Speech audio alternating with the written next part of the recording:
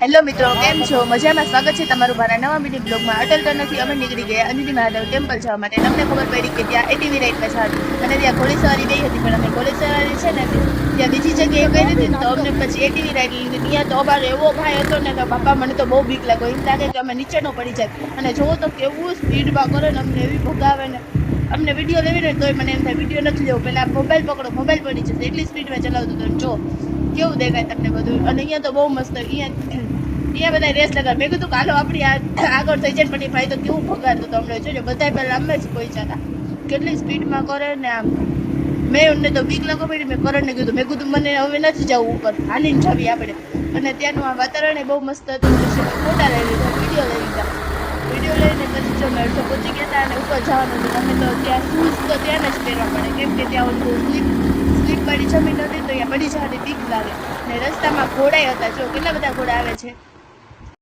પછી અમે એટીવી રાઈડમાં ઉતરી ગયા, કેમ કે ત્યાં રસ્તો બહુ ખરાબ હતો ને અમારે હાલીને જવાનું હતું. તો હાલીને જઈને પણ જો અમે પછી આવા લાકડા ને એવું બધું હતું, મને તો નીચે પડી જવાનું બહુ બીક લાગતી. તો મેં એક વિડીયો લીધો નાનો, મને એમ થાય કે ઉભા થાય ને, બહુ મસ્ત વિડીયો હતો. તો એ વિકાય થતી હતી, મને એમ નીચે ન પડી.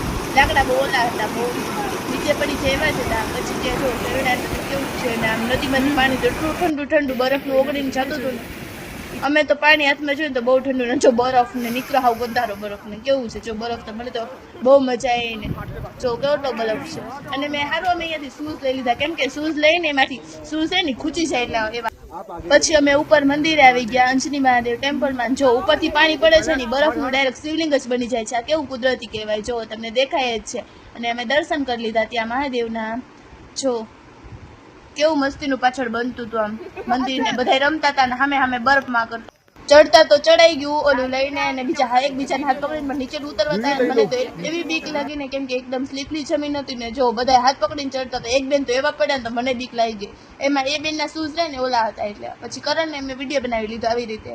મેં કીધું હાલો હું તમારે વિડીયો બનાવું, મસ્તીનો આવે છે. પછી જોવા એમ બધું દેખાય છે. જો અને એ લાકડી બધા નાના, પછી એવું લખેલું હતું. પછી મેં કીધું કે આવું બધું ટ્રેન્ડિંગમાં વિડીયો હતો ને, તો મેં કીધું હું બનાવી લઉં, હું શું બાકી. પછી એટીવી રાઈડમાં મને આવી રીતના વિડીયો બનાવીને, ઓલો વિડીયો આવે ને એવી રીતે મને બનાવીને મન થયું ને, એમ કેવી રીતે.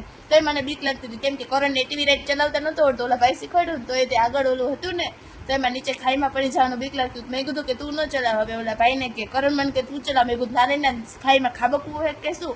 પછી જો કેવો વિડીયો આવી ગયો. પાછળથી તો જો આમ કેવું કુદરતી નજારો દેખાય. અહીંયા ઝાડવા તો બહુ જ ઊંચા. આ ઝાડવા તો અહીંયા જ જોવા મળે, બાકી ક્યાંય જોવા ન મળે. બરફવાળી વિસ્તાર છે ને, એટલે અમુક જગ્યાએ તો બહુ જ બરફ હતો ને. એ જો